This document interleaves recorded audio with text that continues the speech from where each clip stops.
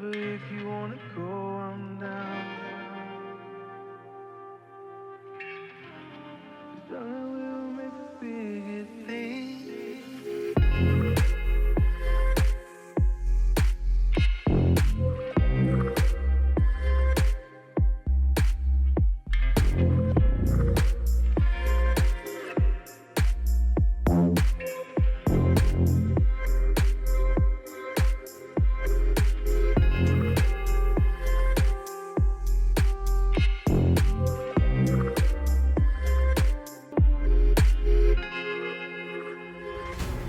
እሺ ክቡራትና ክቡራን የዕለቱ የክብር እንግዳችን የገቡ ስለሆነ ካላችሁበት በክብር እንድትቀበሉልኝ ጠይቃችኋለሁ።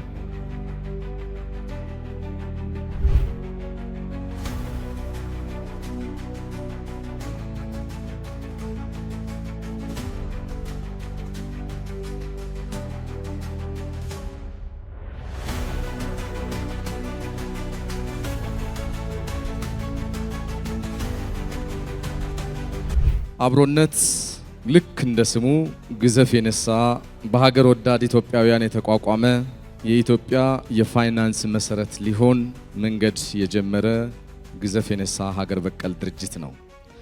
ይሄ አብሮነት እንደ ስሙ ምድራችንን ከሰሜን እስከ ደቡብ ከምዕራብ እስከ ምስራቅ አንድነትን ለምድራችን እግዚአብሔር ያምጣልን።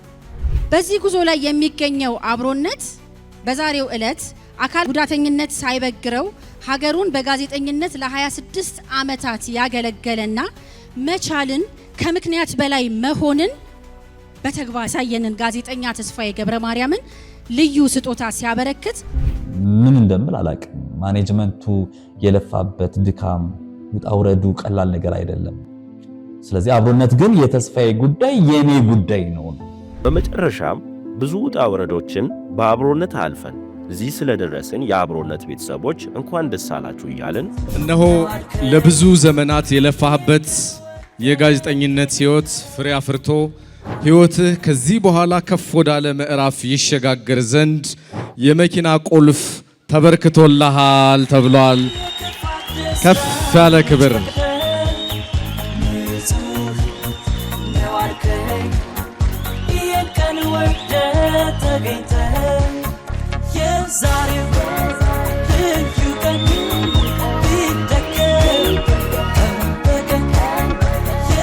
መስሪያ ቤታችን ከጎን ሆኖ ድጋፉን አብሮነቱን አጠናክሮ ይቀጥላል። በርቱ፣ ገና ጅምር ነው። በርቱ፣ ገና ጅምር ነው። በደንብ ተጠናክሮ መቀጠል ይኖርበታል። ዛሬ ግን ታሪክን የሚቀይር አምላክ አለ። ሰውን የሚልክ አምላክ አለን። እግዚአብሔር ሰው ይልካል። ሳቱንና ነገሬን ነፍጼን የመሳሰሉ አብሮነትን ወለደ። ረጅም ቀጭን ቀይ ልጅ ነች። ሳቴላ ትባላለች።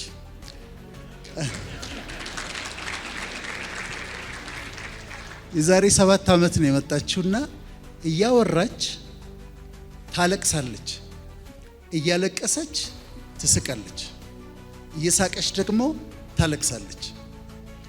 አመሰግናለሁ። በእውነት በጣም ደስ ብሎኛል። አብሮነት በዚህ አይነት ደረጃ እንደዚህ አይነት ስራ ይሰራል ብዬም አላሰብኩም ነበረ። ግብዣው ሲደረግልኝ በተደጋጋሚ ደውለው ልጆቹ ሲያወሩኝ በዚህ ደረጃም አልመሰለኝም። ይሄ በጣም መታደል ነው። በተለይ ይሄ መስጠት የሚለው ነገር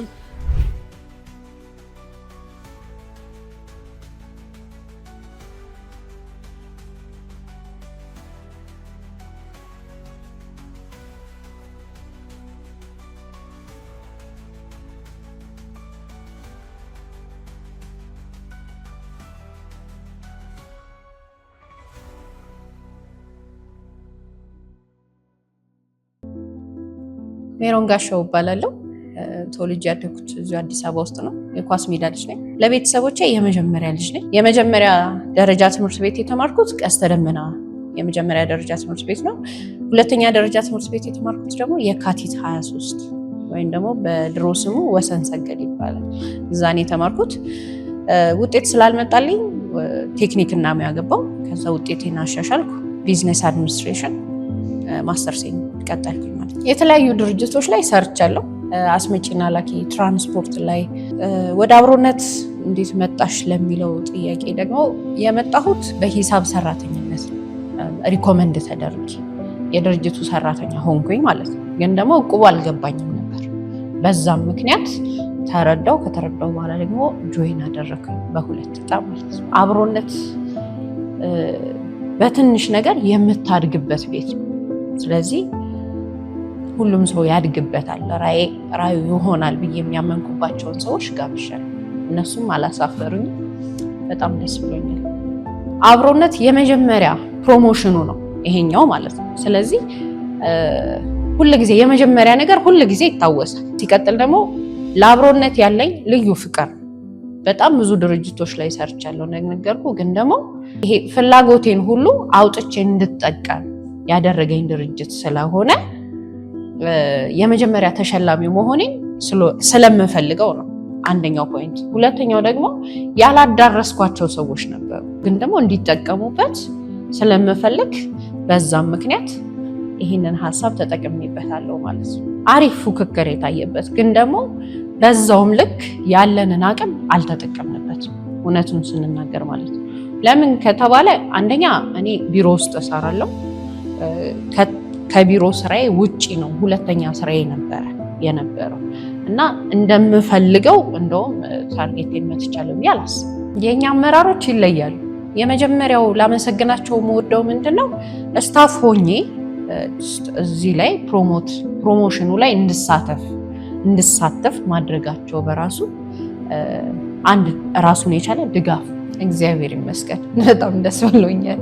አሳክቻለሁ ከፈጣሪ ጋር ከድንግል ማርያም ጋር እና ደስ ብሎኛል። እግዚአብሔር ይመስገን። እሺ መጀመሪያ ማመስገን የምፈልገው የፈጠረኝን አምላክ ልዑል እግዚአብሔር ነው። ሲቀጥል ውድ እናቱን ነው። የአብሮነትን አባላቶች ስታፎች 27ቱን አባላቶች በሙሉ የምወዳትን እናቴንና ውድ እህቶቼን ማመስገን እፈልጋለሁ። አብሮነት የአዲሱ ትውልድ ገጸ በረከት። አብሮነት የአዲሱ ትውልድ ገጸ በረከት። ስሜ መኩሪያ አፈወርቅ ይባላል። ትውልዴ ጎጃም አገው ምድር ውስጥ ነው። የገጠር ትምህርት ቤት ነው እዛ እየተማርኩ ያደጉትኝ። የ8ኛ ክፍል ትምህርት አጠናቅቄ ወደ 9 ገብቼ ነበረና መማር አልቻልኩም። መንጃ ፈቃድ አወጣለሁ ብዬ በመኪና ተሳፍሬ ሄድኩኝ። ደብረ ማርቆስ መጣሁ። ሁለተኛ መንጃ ፈቃዴን አወጣሁና አዲስ አበባ መጥቼ ያው ስራ እየፈላለኩኝ የቀን ስራዎችን እየሰራሁ እዛው አንማት ወደ 1 ዓመት ያህል ሰራሁኝ። ከዛ በኋላ ብዙ ድርጅቶች ለ15 ዓመት ያህል ሱዳን፣ ጅቡቲ ተመላልሼ ሰርቻለሁኝ ማለት ነው። አሁን ወደ 14 ዓመት ሆኖኛል። በቃ የፊልድን ስራ ተውኛ እዚህ አዲስ አበባ ቁጭ አልሁኝ። ግማሽ ቀን እየሰራሁኝ ያው ከተማ ደግሞ በግሌ እየተሯሯጥ ነው ያልኩ። በዛ እየሰራሁ ያለ በቃ ይሄን ድርጅት አገኘሁኝና በቃ በደስታ እዚህ ድርጅት ላይ ተቀላቀሉ ማለት ነው። ወደ አብሮነት የጋበዘ ጌትነት ዘገየ ነው። ወደ አብሮነት ስመጣ እንግዲህ ያው ትንሿ ቢሮ ላይ መጣሁኝ። ገብሬ ነበር ገለጻውን የሰጠኝ። በጣም ተመስጬ ነበር የምሰማው እና ከሌሎች ለየት ስላለ በጣም በደስታ ነው በቃ የተቀበሉትና ደስ ብሎ በቃ በሃያ ነው ወዲያውኑ የተመዘገቡት። ከዛ ልጆችንም ባለቤቴን፣ ልጆችን፣ ዘመዶችን በሙሉ አስመዝግቤያለሁ። አብሮነት ጋር ፕሮሞሽን ሳወጣ የተለየ ነገር የለም። ከመጀመሪያው ጀምረም በትጋት ነው የምሰራው ማለት ነው። ማንም ሰው ነገ ደግሞ ያመሰግነኛል ብዬ ለማንኛውም ሰው የምናገረው ማለት ነው። የት ነው የምናገረው? ትራንስፖርት ላይ ሰው ጋር ነው በሄድ በጭራሽ ሳልነገር 2-3 ሰው አልወርድም። ከዛ ደግሞ ፌርማታዎች እነዚህ የተሰሩ ኮሪደር መቀመጫዎች አሉ አይደለ? እዛ ሄጄ ቁጭ እላለሁ። መጥቶ ቁጭ ላለውም ነግራለሁ። ራሴም ሄጄ ቁጭ ብዬ ነግራለሁ። ምግብ ቤትም ምን በሄድሁበት ሁሉ በቃ እናገራለሁኝ። ለፕሮሞሽኑ እንግዲህ ለዋና ስራ አስኪያጇ ለሰያተላ ወርቁ ወደ ድሬዳዋ ልሄድ ነው ስለት እሺ ሄድ ብላ አበረታታችኝ። ደብዳቤዎችም ምን ያዛለች ደብዳቤውን ያዙ። ቀጥታ እነዛ ወረቀቶች ቀጥታ ወደ ድሬዳዋ ሄድኩኝ። እንግዲህ በድሬዳዋ ቆይታዬ ብዙ ፈተናም አላጋጠመኝም። እግዚአብሔር ይመስገን አልጋ በአልጋ ነው ማለት ይቻላል። የአመራሮች ድጋፍ በጣም ከፍተኛ ነው። ከዚህ ሲሄድ ጀምሮ ቢሮ እንዲከፈት ተፈቀደ። ቢሮውን በቃ ሰፊ ቢሮ እንግዲህ ከዚህ ያላነሰ ቢሮ ነው ፈልገን ሴንተር ቦታ ላይ ከፈትነ። በዛም በቃ እንደገና ድጋሜ ያው መጡልን። ቢሮ እንግዲህ አይታችሁታል፣ በአማረ ሁኔታ ተከብሮ አሁንም በሰፊው እየተሰራ ነው ያለው። በማሸነፌ በጣም ተደስቻለሁ። ማሸነፍ መቼም በማንኛውም ማሸነፍ ያስደስታል። ማመስገን ፈልገው መጀመሪያ ሰማይና ምድርን የፈጠረው በውስጦቹም ብዙ ፍጥረታትን የፈጠረ ከነ እናቱ ከነ ቅዱሳኖቹ ፈጣሪን አመሰግነዋለሁ። ዋና ስራ አስኪያጇን ሙሉቀን ወርቁን ወይም ሳቴላ ወርቁን በጣም አመሰግናለሁ። ውዷን ባለቤቴን እመቤት በቃሉን ከነ ልጆቼ ዳንኤል በስፋትን ከነ ባለቤቱ በጣም አመሰግናለሁ። ሁሉንም በቃ ስታፎችን አጠቃላይ አመሰግናለሁ። ጋዜጠኛ ተስፋዬ ገብረ ማርያም እባላለሁ። የቲዲኤስ መልቲሚዲያ ኃላፊነቱ የተወሰነ የግል ማህበር ዋና ዳይሬክተር ነኝ። ጋዜጠኛ ተስፋዬ የተወለደው ባሌ ጎባ ነው። እንደማንኛውም ሕፃን ልጅ እስከ 6 ዓመቱ ሲሯራጥ የነበረ እንደማንኛውም ታዳጊ ሕፃን ልጅ የሚፈለገውን እንክብካቤ ተደርጎለት ያደገ ልጅ ነው። ለቤተሰቡ የመጀመሪያም የመጨረሻ ልጅ ነበር በዛን ወቅት። አባቴ ዘመናዊ እርሻ ስራዎችን ይሰራ እንደነበር አውቃለሁ። እናቴ ነፍሷን ይማርና የቤት እመቤት ነች ያለችው። ከዛ በኋላ ነገሮች ሁሉ ትናንትና እስከ 6 ዓመት ሲሯራጥ የነበረ ሲቦርቅ የነበረ ልጅ አጋጣሚ ሆኖ ከ6 ዓመት በኋላ በተሳሳተ መርፌ ምክንያት በደረት የሚሳብ ቁጭ ማለት አለመቻል፣ በጣም በርካታ ፈተናዎች ተፈጥረዋል ማለት ነው። ከዛ በኋላ እኔን ለማዳን እንድራመድ ማለት ነው እንድንቀሳቀስ ብዙ ቦታ ሄደዋል፣ ግን ያው ሊሳካ አልቻለም። መጨረሻ ላይ ግን የሚገርመው ቼሻየር ኢትዮጵያ መናገሻ በቀጥታ ነው የገባ ነው። እዛ ቤት ረጅም ዓመት ቆይቻ አድርጌያለሁኝ። እንግዲህ ክራንች ይዞ መንቀሳቀስ መቻል እና ደግሞ እግር ላይ ብሬስ የሚባል ነገር አለ። ብሬስ ማለት ጠዋት ታስሮ ማታ የሚፈታ ብረት ጫማ ነው እና ያንን አድርጎ ደግሞ መንቀሳቀስ እንዲቻል የተደረገው ጥረት ተሳካልኝ፣ እግዚአብሔር ይመስገን። ከዛ በኋላ ነው ነገሮች ሁሉ በክራንችና ብሬስ መንቀሳቀስ የቻልኩት። መምህራኖቼ የ6ኛ ክፍል ተማሪ እያለሁኝ ድምጽህ ጥሩ ስለሆነ ለምን ትምህርት በሬዲዮ አንወስደውም የሚለው የመጣው ያኔ ነው። እንደምን አላችሁ ተማሪዎች? እንደምን አሉ መምህር? ተማሪዎች ባለፈው ሳምንት የተማራችሁትን ታስታውሳላችሁ? ባከውን መምህር የተማሪዎችን ጥያቄ ይቀበሏቸው። እናመሰግናለን መምህር የሚለው ድምጽ አንደኛው የኔ ነበር። ይሄ በጣም ለኔ ታሪክ ነው። በነገራችን ላይ ለኔ ታሪክ ነው። ይሄ ትምህርት በሬዲዮ መምህራኖቼ ናቸው ያኔ የነበሩ ኤሌመንተሪ የመጀመሪያ ጁኒየር ተማሪ ሆኜ መምህራኖቼ ናቸው የወሰዱኝ። ትምህርት መግፋቱ አይቀርም። እስከ 12ኛ ክፍል ትምህርቴን እየተማርኩኝ ቀጠልኩኝ። የበለጠ እንድሰራ ነው ያደረገኝና ትምህርቴንም እየተማርኩኝ እየገፋው መጣሁ። 12ኛ ክፍል ውጤቴ ጥሩ አልመጣም። ስለዚህ ያለው አማራጭ ምንድነው? በግል ዩኒቨርሲቲ መግባት ነው። ቀጥታ መምህራኖቼ ዩኒቲ ዩኒቨርሲቲ ኮሌጅ ጋዜጠኝነትና ኮሚኒኬሽን ዲፓርትመንት እንዳለ በተለይ ደግሞ ስኮላርሺፑን አግኝቼ ዩኒቲ ዩኒቨርሲቲ ወደ 3 ዓመት አካባቢ ትምህርት ተምሬያለሁ ማለት ነው። ከተማርኩኝ በኋላ ለመጀመሪያ ጊዜ በኤፍኤም አዲስ 97.1 ላይ ደግሞ እንድሰራ እድሉን አግኝቻለሁ ማለት ነው። ፋና ኤፍኤም 98.1 ላይ አንድ ድምጽ የሚባል የአካል ጉዳተኞች የሬዲዮ ፕሮግራምን መፍጠር ችያለሁ ማለት ነው። ከፋና ቀጥታ የወጣሁት ደግሞ ወደ ዛሚ 90.7 ሬዲዮ ላይ ነው። ዛሚ 90.7 ሬዲዮ ለ12 ዓመታት ያህል ድርሻችን የሚባል የአካል ጉዳተኞች ፕሮግራም በሳምንት 2 ቀናት እሰራ ነበረ። አባይ ኤፍኤም 2.9 የሚባል ነበረ። አህዱ ሬዲዮ 94.3 አዲስ መንገድ የሚል ስያሜ ሰጥተነው መስራት ጀምሬያለሁ። እንግዲህ ከሬዲዮ ባሻገር ወደ ቴሌቪዥንም የመስራት እድሉን አግኝቻለሁ። ናሁ ቲቪ ለ5 ዓመታት የሰራሁበት ቤት ነው። እንግዲህ በኢትዮጵያ ታሪክ ደግሞ ሌላ የአካል ጉዳተኞችን ጉዳይ ሊዳስስ የሚችል በቴሌቪዥን ፕሮግራሞችን ሰራ ነበር። ከዛ ውጪ ደግሞ ዜና አንባቢም ነበርኩኝ። ዜና አንባቢ ኢትዮጵያ ውስጥ ለማግኘት አካል ጉዳተኛ በጣም እንቸገራለን። አንድ ብለን 2 ነው የምንለው። አንደኛው መሐመድ ዑመር ነው፣ ቀጥሎ ደግሞ እኔ ነኝ ያለሁት። ከዛ ውጪ ማንም ሰው የለም። ከዛ በተረፈ ጄቲቪ ላይ እንደዚሁ ተስፋዬ ሾው የሚባል ፕሮግራም ነበረኝ። አፍሬልዝ ቴሌቪዥን ላይ ጽናት ቶክ ሾው የሚባል ፕሮግራም ነበረኝ። አንድ በኢትዮጵያ እና በአፍሪካ ታሪክ የመጀመሪያውን የአካል ጉዳተኞችን የቴሌቪዥን ጣቢያ ለማቋቋም እየተዘጋጀን ያለ ነው። እንግዲህ አካል ጉዳተኛ ሆኖ ቻሌንጅ በጣም ነፍ ቻሌንጆች ናቸው፣ ምንም ጥያቄ ሳይኖረው። አንደኛ ትልቁ ቻሌንጅ አካል ጉዳተኛ ሆኖ ክራንች ይዞ ደረጃ መውጣትና መውረድ ነው።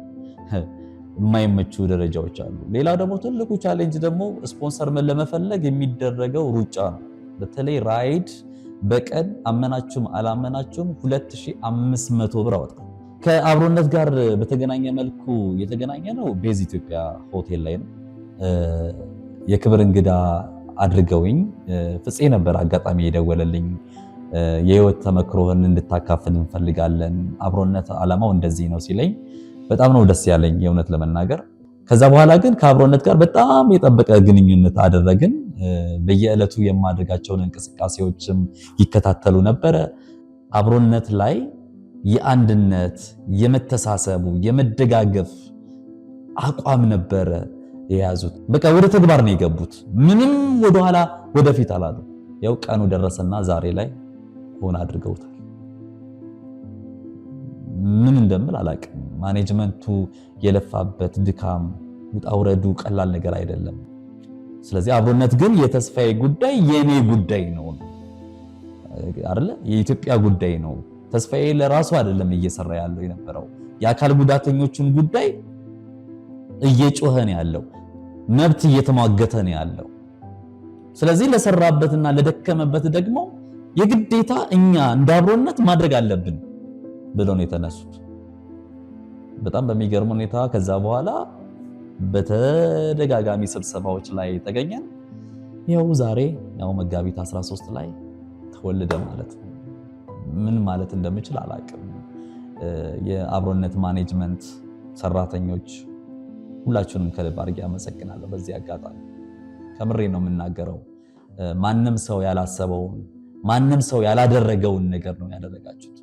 ይሄ ለኔ ወደፊት ለምሰራው ስራ ትልቅ ስንቅ ነው የሆነኝ። የበለጠ እንድሰራ የበለጠ ነገሮችን ቀላል አድርገውልኝ እንንቀሳቀስ ያደርገኛል ብዬ ነው ማምነውና ሁላችሁም የማኔጅመንት ላይ ያላችሁ ሰዎች ለተስፋዬ ለአካል ጉዳተኞች ላደረገው ብላችሁ ላደረጋችሁልኝ ነገር በጣም ነው ከልብ ማመሰግነው።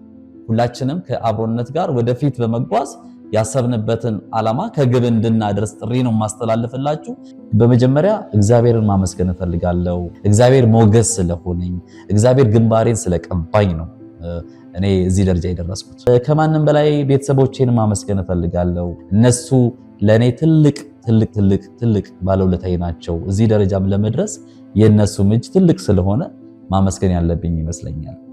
እንደ ወንድም እንደ ጓደኛ የማየው ደግሞ ይድነቃቸው ቹቹዬን በጣም ማመስገን አለብኝ። ባለቤቴን ማመስገን እፈልጋለሁ። ልጆቼን ማመስገን እፈልጋለሁ። አብሮነትን ማመስገን እፈልጋለሁ። እውነት ለመናገር አብሮነት በተለያዩ ፕሮግራሞች በማቀርብበት ሰዓት ላይ ተስፋዬ ቀጥል፣ በርታ፣ አይዞህ፣ ሐሳብህ ትልቅ ራዕይ ስለሆነ እኛም ከጎንነን ብለው በማገዝና በመደገፍ በኩል ትልቁን ሚና እየተጫወተ የሚገኘው አብሮነት ላይ በጣም በርካታ ሰዎች አላችሁ። በጣም በርካታ ከዋና ስራ አስፈጻሚዋ ሳቴላ ጀምሮ ነፍፄ፣ ነዮኒ፣ ነገሬ፣ ሁሉም እነ ኢሳያስ በጣም በርካታ ሰዎች አላችሁና እዚህ ደረጃ እንድደርስ ላደረጋችሁኝ ሁሉ እግዚአብሔር ያክብራችሁ።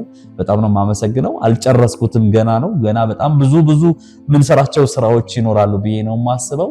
ስለ ሁሉም ነገር ግን በዚህ አጋጣሚ እናንተን በከፍተኛ ሁኔታ ማመስገን አለብኝ። እንግዲህ አብሮነት የአዲሱ ትውልድ ገጸ በረከት ነው።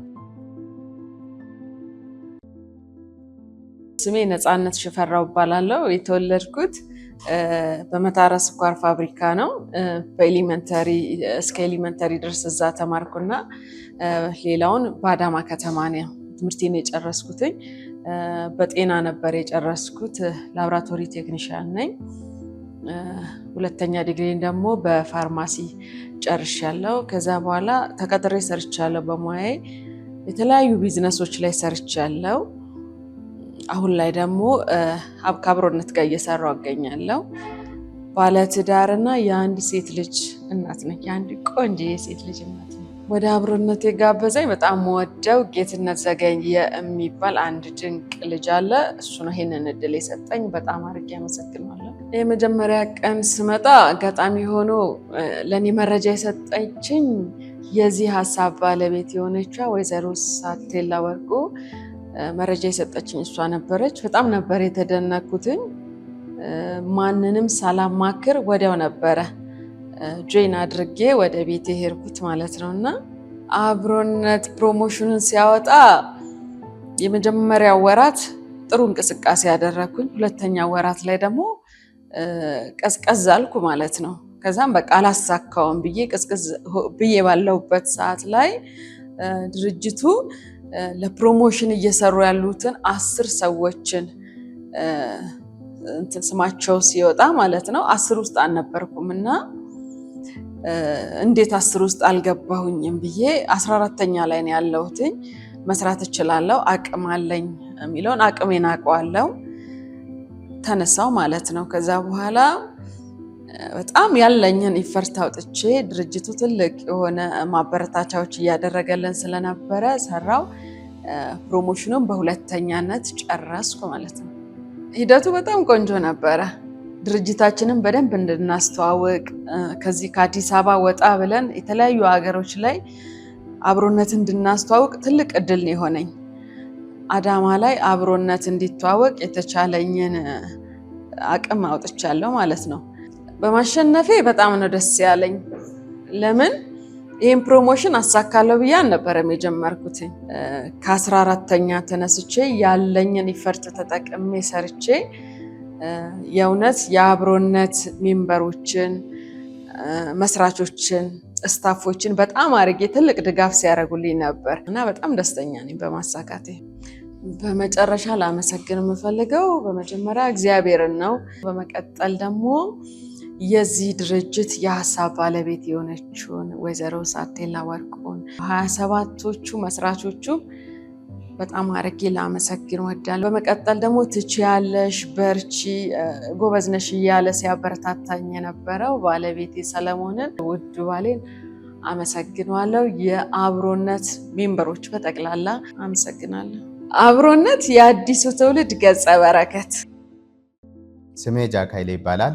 ባለትዳርና የ4 ልጆች አባት ነኝ። ተወልጄ ያደግኩት ጅማ ሲሆን ሃይስኩል እንደጨረስኩ የፎቶና የቪዲዮ ግራፍ ባለሙያ ሆኜ ከፋ ዞን ቦንጋ ላይ ለብዙ ዓመት ሰርቻለሁ። እሱ በመቀጠል ደግሞ በፋርማሲ ተመረኩኝና ላለፉት 15 ዓመታት በሱ ስራ ላይ ይገኛለሁ። አሁን ላይ ደግሞ የኢትዮ ቴሌኮም ኤጀንትና የራሴን ደግሞ ብራንድ የሆነ ባልትና ማምረት እያከፋፈልኩ ይገኛለሁ።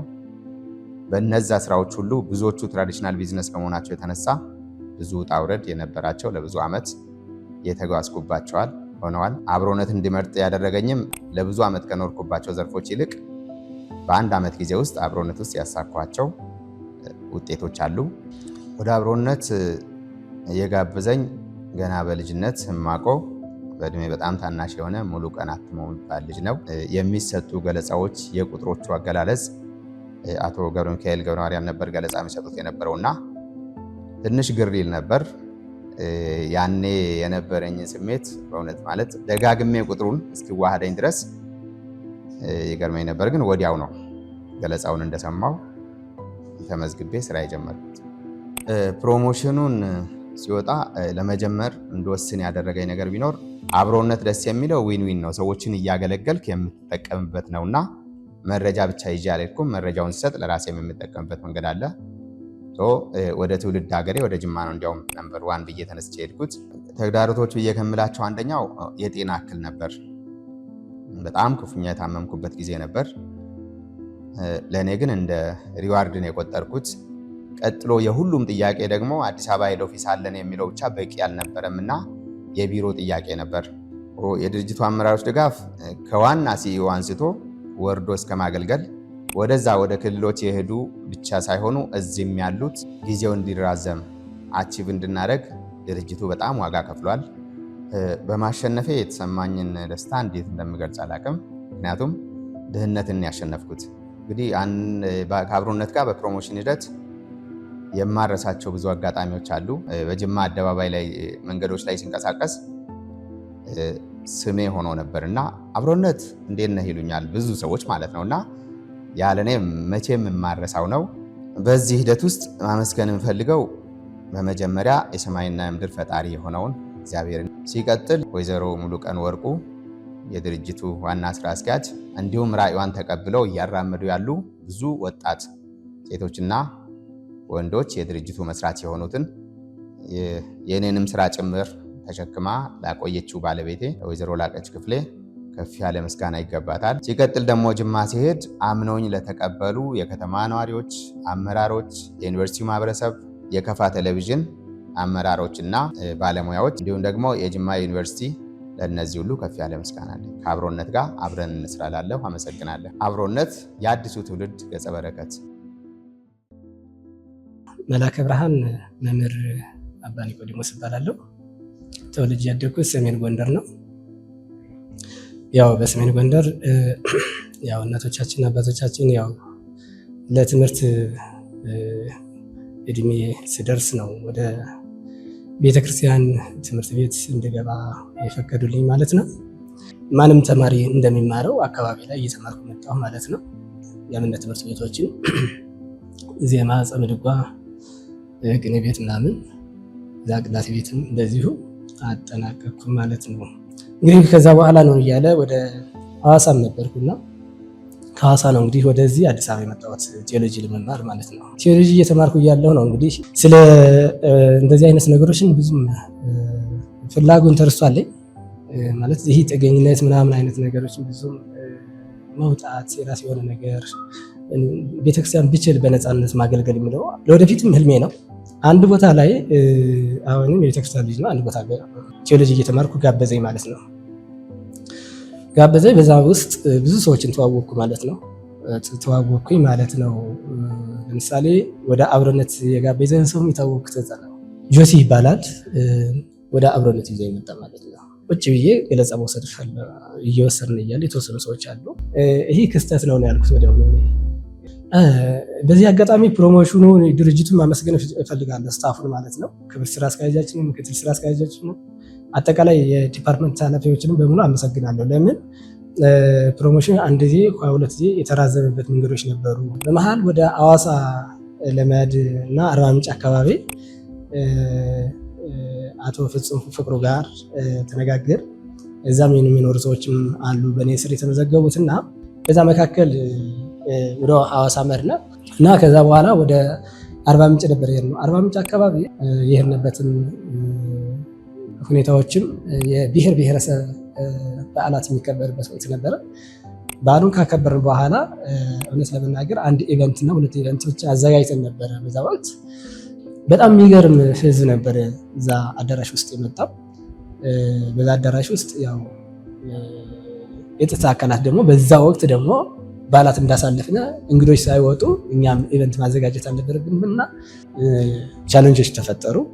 ክብር ስራ አስኪያጃችን ክልሉ ደግሞ ወላይታ ሶዶ ነው ያለውና ተመላልሳ ደብዳቤ ወጥቶ ምን ብሎ ክልሉን በጣም እግዚአብሔር ያክብርልን በጥሩ ሁኔታ አይቶት ፈቃዱን በክልል ደረጃ የተፈቀደለት። እኔ ሁሌም አሸናፊ ነኝ። እውነት ለመናገር አሸናፊነት ምንድነው መሰለህ? አንድ ስራ ሰርቶ ማሸነፍ ብቻ ሳይሆን አብሮን ስቀላቀል ነው ያሸነፍኩት። እውነት ለመናገር ሰማይና ምድር ለፈጠረ ካለመኖር ወደ መኖር ለመጣን በድንግል ማርያም ልጅ የተመሰገነ ይሁን። አብሮነት የዘመኑ ክስተት፣ የአዲሱ ትውልድ ገጸ በረከት ነው።